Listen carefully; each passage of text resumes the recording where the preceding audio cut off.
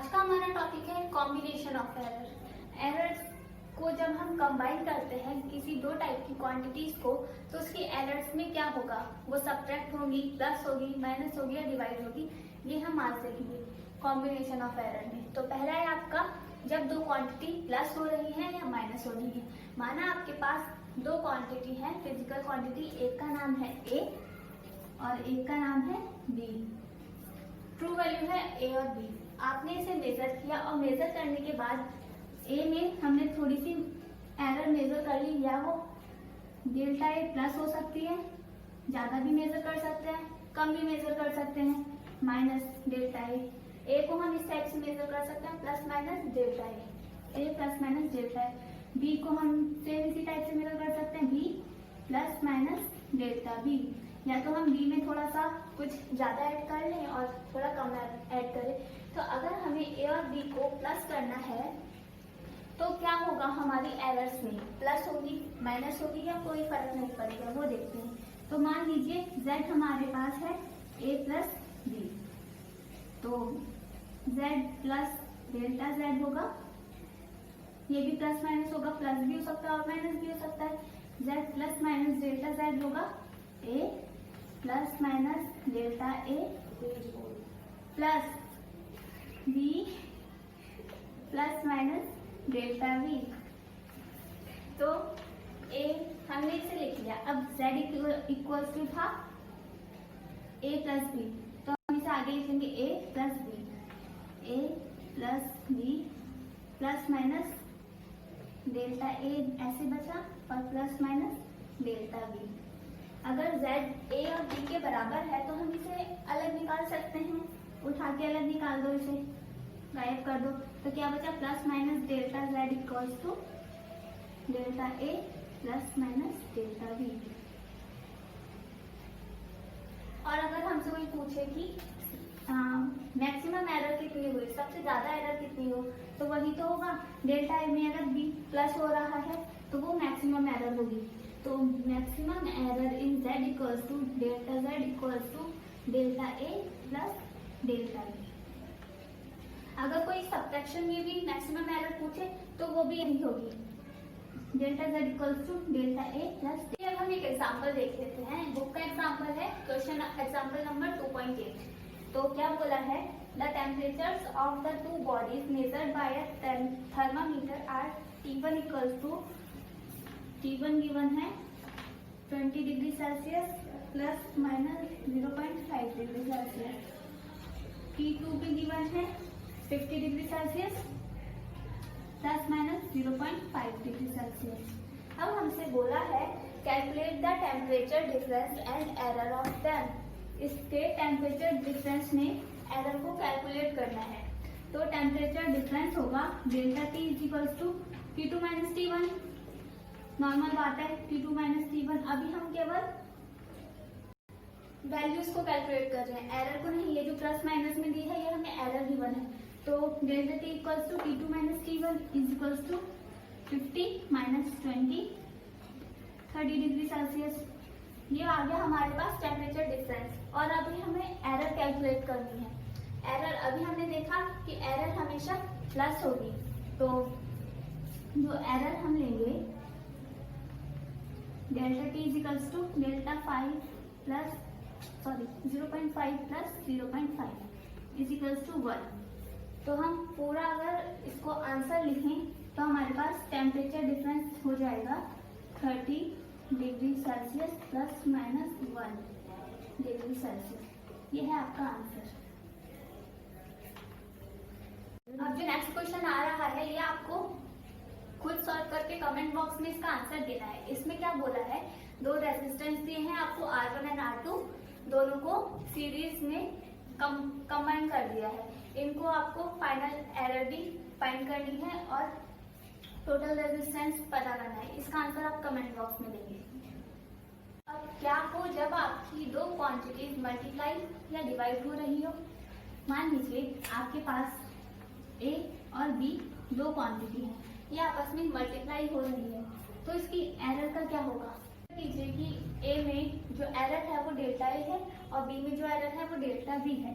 तो क्या होगा, हमारा z plus delta z is equals plus minus delta A multiply B plus minus delta B. हम multiply का केस ले रहे हैं इसलिए मल्टीप्लाई करेंगे। तो क्या होगा ए बी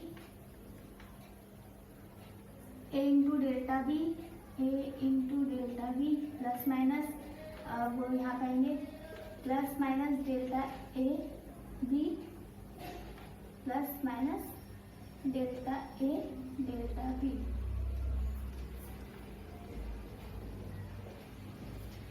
हम इस पूरी इक्वेशन में अगर हम इस LHS में Z से डिवाइड करें और RHS में किससे डिवाइड कर दें, पूरे को AB से डिवाइड कर दें, तो हमें क्या मिलेगा? Z से डिवाइड होगा Z upon Z equals to 1 plus delta Z upon Z, यही बचेगा। यहाँ पे AB से डिवाइड कर रहे हैं तो यहाँ 1 प्लस माइनस A से कैंसिल हो गया delta B upon B,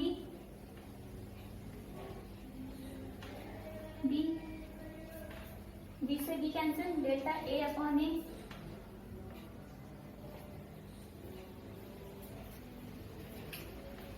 plus minus delta A delta B upon AB। अब जो एरर है delta A into delta B, ये बहुत ही छोटी वैल्यू हो जाएगी, इसे हम नेग्लेक्ट कर सकते हैं और ऊपर से उसमें AB का डिवाइड भी हो रहा है तो हम इसे आसानी से नेग्लेक्ट कर सकते हैं, इसे छोड़ दीजिए। तो क्या आएगा हमारे पास 1 plus delta Z upon Z is equal to this 1।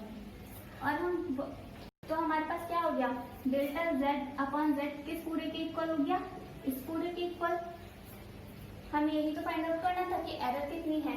तो जब भी कोई मल्टीप्लाई या डिवाइड वाला केस होगा तो हम उसमें एब्सोल्यूट एरर फाइंड नहीं कर सकते, हम उसमें रिलेटिव एरर फाइंड करेंगे।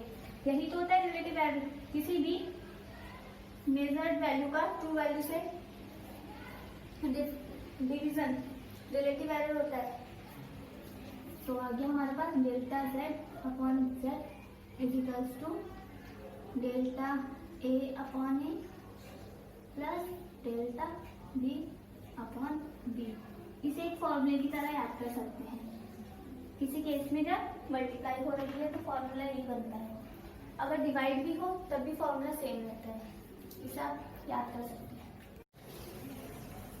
अब क्या हो जब इनटू में b ना होके किसी की रेज टू की पावर 2 हो, मीन्स ये क्या हो गया a इंटू ए, बस b की जगह पे हमने a लिख दिया है तो क्या होगा फॉर्मूले में, बस कुछ नहीं होगा, b की जगह पे हम a लिख देंगे, आंसर आ जाएगा delta Z upon Z is equals to delta A upon A plus delta A upon A।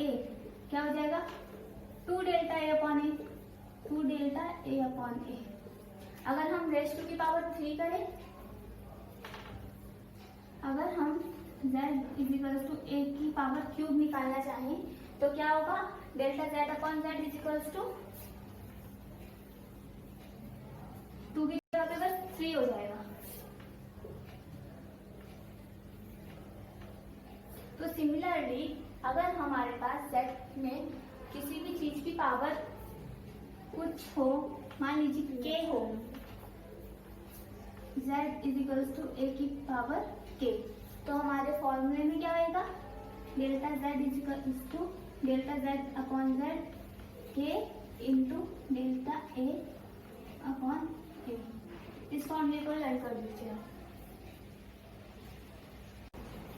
In general if Z equals to A की पावर B, B की power Q, C raise to power R हो, किसी की power P और multiply में है B की power Q है और डिवाइड में है C की पावर R, अगर इस टाइप से कुछ है तो आपका फॉर्मूला क्या बनेगा delta Z upon Z is equals to P आगे आ जाएगा delta A over A plus Q आगे आ गया, जो पावर में होगा वो मल्टीप्लाई में आगे आ जाएगा, Q delta B over B plus divide में है लेकिन साइन प्लस में ही रहेगा, इस बात को ध्यान रखिएगा, R delta C over C। तो अब एक एग्जांपल देखिए, find the relative error in Z if Z equals to, question में गिवन है कि Z दिया है हमें A की पावर 4, B क्यूब की power 3/1/3 c into D raise to power 3/2। इसे हमें रिलेटिव एरर फाइंड करनी है इसकी। तो आइए देख लीजिए क्या होगा। सबसे पहले डेल्टा जेड ओवर जेड क्या होगा, इसे हम एज इट इज लिखेंगे। 4 है पावर में, क्या होगा जो पावर में होता है वो आ जाएगा सबसे आगे। क्या होगा 4 delta A over A.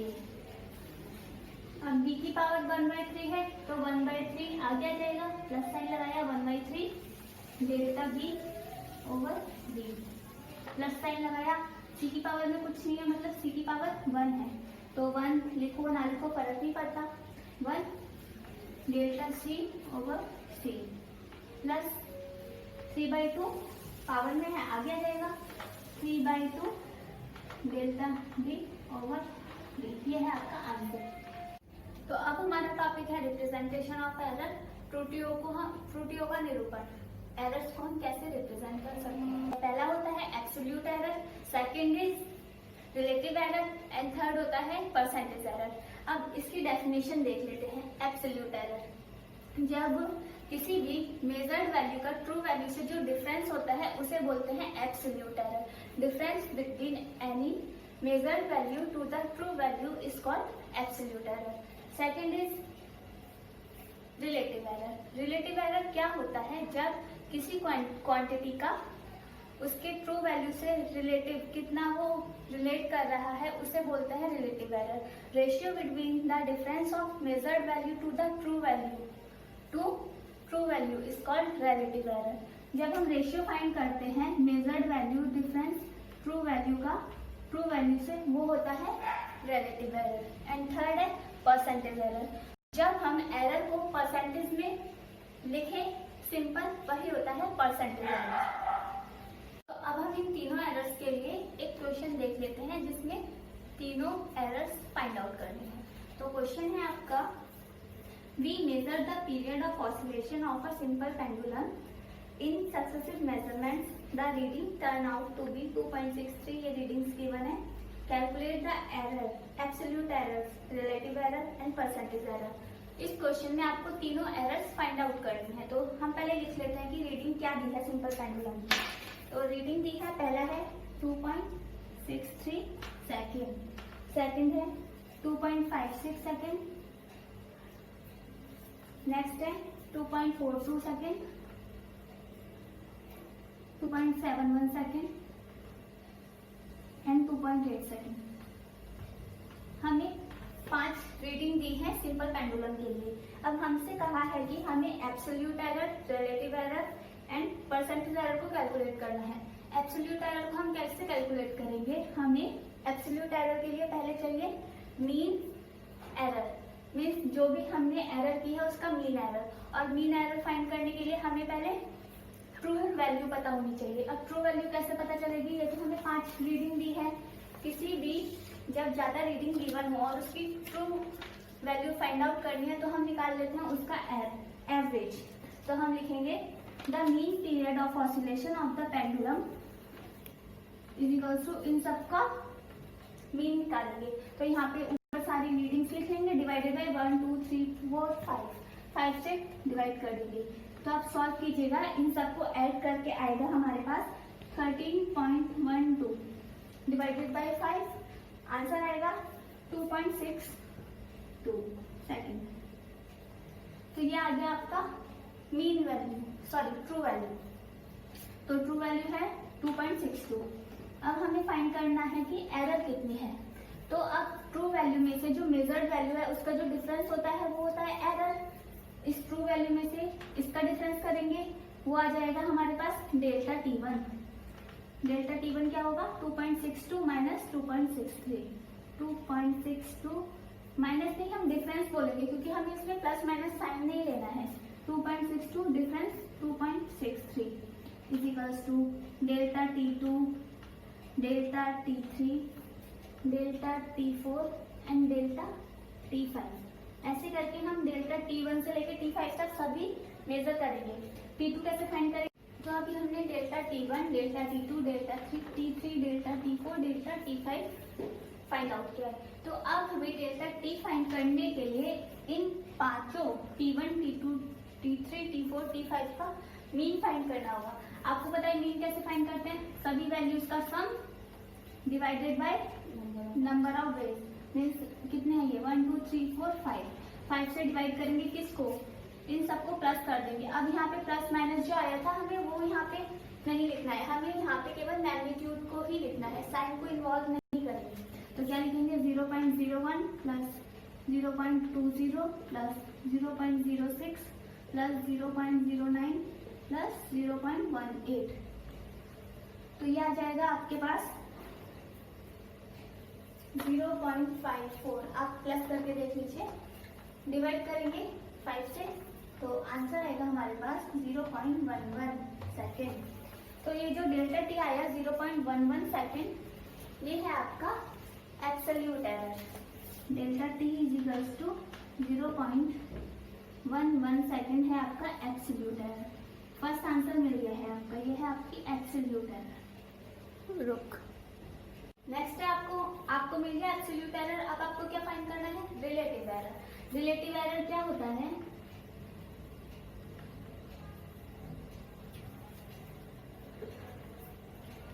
Delta T upon T. Relative error होता है delta T upon T, measured value का ट्रू वैल्यू से difference divided by true value, वो होता है आपका रिलेटिव एरर।